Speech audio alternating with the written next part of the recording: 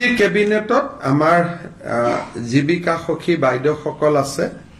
কিছু জীৱিকা সখী 5242 গৰাকী বাইদেৱে স্কুটি পোৱা নাছিল, তেওঁলোকক আমি একোখনকৈ স্কুটি দিবৰ বাবে সিদ্ধান্ত গ্ৰহণ কৰিছো। কিছু ট্ৰান্সপোৰ্ট টেক্সত আমাৰ হাল খলনি আছে, বিশেষকৈ ই ৰিক্সা আদি সহায় কৰাৰ কাৰণে এই সম্পৰ্কৰো বিল এখন কেবিনেটত আহিব। আজি কেবিনেটত লোৱা এটা ডাঙৰ সিদ্ধান্ত হল অৰুণোদয় আঁচনিৰ সম্প্ৰসাৰণ। আজিৰ ডেটত 27 লাখ ব্যক্তিয়ে অৰুণোদয় আঁচনিৰ সুবিধা লাভ কৰি আহিছে। এতিয়া আমি প্ৰতি সমষ্টিতে আৰু 10,000কৈ অৰুণোদয় আঁচনিৰ আমি হিতাধিকাৰী দিব খুজিছো। যি ধৰণে আমি লোকসভা নিৰ্বাচনত আপোনালোকে জানে যে আমি সমীক্ষা পত্ৰ বিতৰণ কৰিছিলো। সমীক্ষা পত্ৰবিলাক উভতি আহিলে তাতে আমি দেখা পালো যে 10-12 লাখ মানুহৰ হাতত অৰুণোদয় নাই। সেইকাৰণে আমি অৰুণোদয় আঁচনিখনত নতুনকৈ 12,60,000 নতুন হিতাধিকাৰীক আমি অন্তৰ্ভুক্ত কৰিবলৈ সিদ্ধান্ত লৈছো। ই অৰুণোদয় 3 নামেৰে জনাজাত হ'ব। অৰুণোদয় 2ৰ বেনিফিচিয়াৰী সকলেও 3ৰ বাবে নতুনকৈ আবেদন কৰিব লাগিব আৰু 3ত নতুনকৈও আবেদনকাৰী অন্তৰ্ভুক্ত হ'ব। এই অৰুণোদয় 3ৰ প্ৰক্ৰিয়াটো 15 ছেপ্টেম্বৰৰ পৰা আৰম্ভ হ'ব আৰু আমি 1 ফেব্ৰুৱাৰীত নতুন হিতাধিকাৰীসকলক আমি অৰুণোদয় আঁচনি দিয়া আৰম্ভ কৰিম। তেতিয়ালৈকে পুৰণা অৰুণোদয় হিতাধিকাৰীসকলে নিৰন্তৰভাৱে অৰুণোদয় পাই থাকিব। কিন্তু যেতিয়া 1 ফেব্ৰুৱাৰীত আমি নতুন অৰুণোদয় দিব যাম, পুৰণা বেনিফিচিয়াৰী 2-এজন হয়তো তেওঁলোকৰ কোনোবা ঘৰত চাকৰি পালে, কোনোবা ঘৰত গাড়ী কিনিলে, বিভিন্ন কাৰণত তেওঁলোকে নাপাব। কিন্তু এইবাৰ অৰুণোদয় এটা আমাৰ কণ্ডিশ্যন হল যে ৰেচন কাৰ্ড থকা মানুহে অৰুণোদয় পাব। ৰেচন কাৰ্ড নাথাকিলে অৰুণোদয় নাপায়। ৰেচন কাৰ্ড থাকিলে অৰুণোদয়টো কিয় পাব? ৰেচন কাৰ্ডবোৰ আধাৰ লিংক, গতিকে অটমেটিক অৰুণোদয়টো তেতিয়া আধাৰ লিংক হৈ যাব। নহলে মই যোৱাবাৰ আপোনালোকক কৈছো যে বহুত সময়ত কিছু অৰুণোদয় বেনিফিচিয়াৰী কিছুমান মানুহৰ নাম সোমাইছে যাক বিচাৰি পাব দিগদাৰী হয় পিছত। কেবিনেটত বহুত দিনৰ পৰা আপোনালোকে জানে মই আচৰিত হৈ আছিলো, মাজে মাজে চিন্তিত হৈ আছিলো। আমাৰ লুৰিণজ্যোতি গগৈ আৰু জগদীশ ভূঞাই মাজে মাজে পেপাৰ আৰু টিভিত কৈ থাকে যে আমি শংকৰদেৱ বঁটাটো দিয়া নাই। আপোনালোকে শুনি থাকে। তেতিয়া আমি সুধিছিলো যে কিয় শংকৰদেৱ বঁটা দিয়া নাই, দিয়াটোতো আমাৰ কোনো আপত্তি নাই। তেতিয়া আমি গম পালো যে 2008 চনত কংগ্ৰেছ চৰকাৰে এটা সিদ্ধান্ত ললে যে শংকৰদেৱ বঁটা বছৰে বছৰে দিয়া নহব, 3 বছৰতহে এবাৰ দিয়া হব।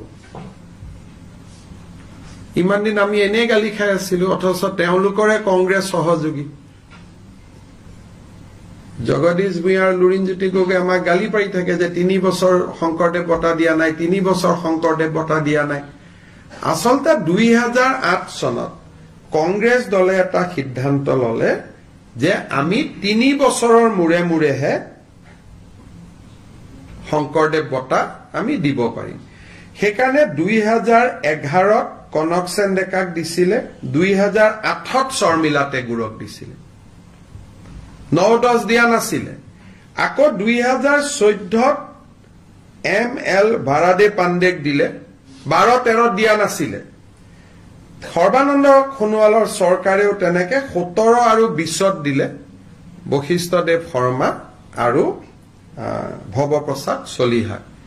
এতিয়া 3 বছৰ হৈ গল, 2023। গতিকে 2023 চনৰ শংকৰদেৱ বঁটাৰ বাবে আমি বিশিষ্ট নৃত্যবিদ সোণাল মানসিঙক আজি এক্সপাৰ্ট কমিটিৰ অপিনিয়ন মতে আমি নিৰ্বাচিত কৰিছো। গতিকে ইমান দিন আমি এনেই গালি খাই আছিলো। আজিহে এইটো 86ত আৰম্ভ কৰোঁতে এজিপিৰ দিনত এইটো বছৰে বছৰে আছিলে, বাৰ্ষিক বঁটা আছিলে। 1986ত আৰম্ভ কৰিছিলে। প্ৰথম বঁটা কীৰ্তিনাথ হাজৰিকাই পাইছিলে, 87ত ভূপেন হাজৰিকাই পাইছিলে, 88ত সত্যজিৎ ৰয়ে পাইছিলে, এনেকে 89ত মহেশ্বৰ নয়গে পাইছিলে। কিন্তু 2008ত কংগ্ৰেছ চৰকাৰে যি কাৰণে নহওক কিয় সোণাল মানসিং জানে, তেওঁ পদ্মশ্ৰী হয়, ৰাজ্যসভাৰ সোণাল মানসিং, পদ্ম বিভূষণ হয় তেখেত সোণাল মানসিং। চ' 3 বছৰত দিয়াৰ চিষ্টেমটো 2008ত কংগ্ৰেছ চৰকাৰৰ দিনত আৰম্ভ হৈছিলে। গতিকে আমাক মিছামিছি ইমান দিন আমি গালি খাই থাকিলো, আজি কেবিনেটত কথাটো ওলালে। গতিকে একেবাৰে সময় আপোনালোকে ক'ব পাৰে যে 23ৰটো 4 মাহ দেৰি হৈছে বুলি, 24ত কিন্তু একজেক্টলি 3 বছৰৰ মূৰে মূৰে দিয়া হয়। গতিকে আমি সোণাল মানসিঙক দিবৰ কাৰণে আমি সিদ্ধান্ত লৈছো, আৰু তেখেতে যিটো দিনতে সন্মতি দিয়ে তেনেকে আমি নৱেম্বৰ মাহত আমি এটা অনুষ্ঠান কৰি তেখেতক আমি আমি শংকৰদেৱ বঁটা দিবৰ কাৰণে সিদ্ধান্ত লৈছো। আৰু মই যিসকলে শংকৰদেৱ বঁটাটো আমি দিয়া নাই বুলি আমাক সমালোচনা কৰি আছিলে, তেখেতসকলৰ ওচৰত মই কৈছো যে 3 বছৰে বঁটা দিয়াৰ সিদ্ধান্তটো 2008ত কংগ্ৰেছ চৰকাৰে কৰি থৈ গৈছিলে, আৰু তেনেকে এতিয়া প্ৰতি 3 বছৰৰ মূৰে মূৰে দিয়া হয়। আৰু কোনো 3 বছৰতে এতিয়ালৈকে এইটো মিছ হোৱা নাই। মই চেক কৰিলো ৰেকৰ্ড, 8তো দিছিলে, 11তো দিছিলে, 14তো দিছিলে, 17তো দিছিলে, 20তো দিছিলে। অৰ্থাৎ কোভিডৰ সময়তো এইটো বন্ধ হোৱা নাছিলে। শেষত এটা সৰু কথা যে আমাৰ মাধৱদেৱৰ তিথিৰ বন্ধটো 23 তাৰিখে আছিলে, কিন্তু আমাক সকলোৱে জনাইছে যে এইবাৰ 23 তাৰিখে সন্ধিয়াৰ পৰাহে তিথি লাগিব, একচুৱেল সকলোৱে উদযাপন কৰিব 24 ছেপ্টেম্বৰত। সেইকাৰণে মাধৱদেৱৰ তিথিৰ চৰকাৰী বন্ধটো আমি 23 ছেপ্টেম্বৰৰ পৰিৱৰ্তে 24 ছেপ্টেম্বৰলৈকে আমি লৈ গৈছো। আৰু কিছু সৰু সৰু সিদ্ধান্ত কেবিনেটত আছে, এইটো টুইট বা ছচিয়েল মিডিয়া যোগে আপোনালোকে জানিব পাৰিব। যদি কিবা আপোনালোকৰ 2-এটা প্ৰশ্ন আছে কৰিব পাৰে। আৰু ৰাতিপুৱা মই যথেষ্ট কৈছোৱে, গতিকে এইখিনি ৰিপিট নকৰি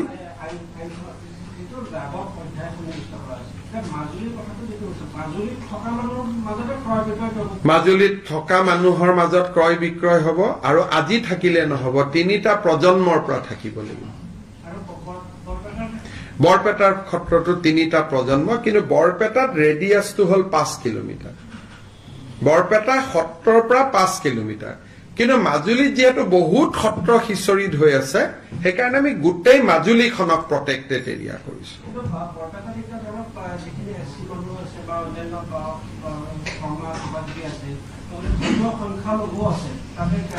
ধৰ্মীয় সংখ্যালঘুও কিনিব পাৰিব যদি 3টা প্ৰজন্মৰ আগৰ পৰা তেওঁলোক আছে।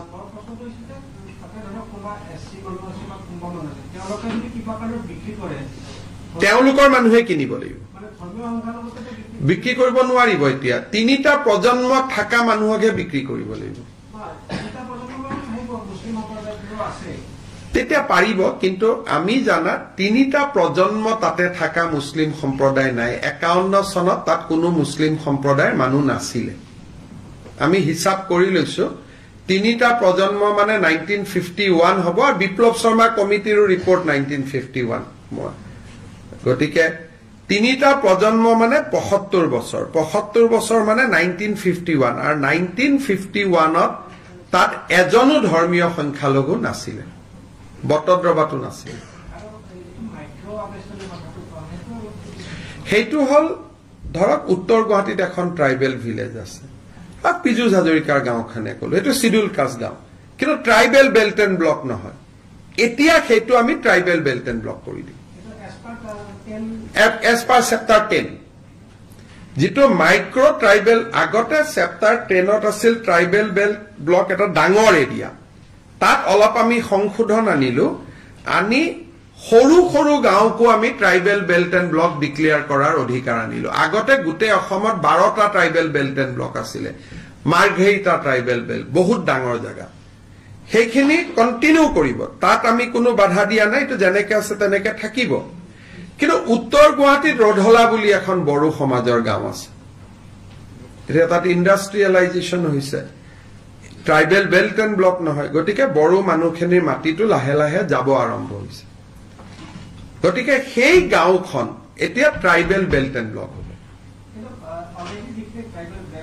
সেইটো থাকিবই।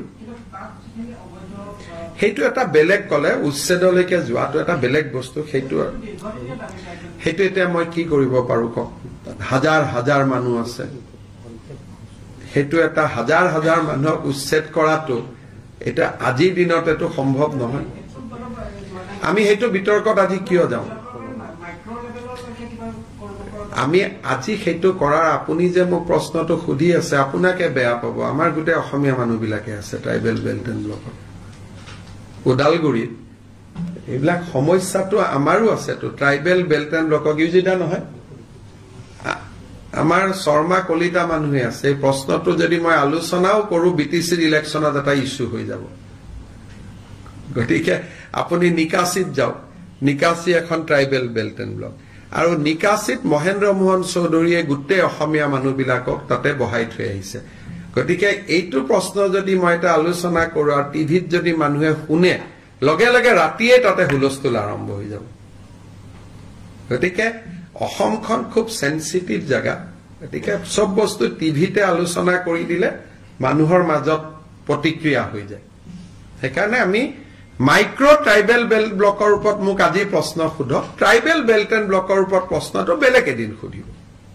Mr. Chief Minister, as you have said, this new bill which will be brought in the assembly as far as Muslim marriage and registration is concerned, what is the name of the bill that has been? The bill is the Assam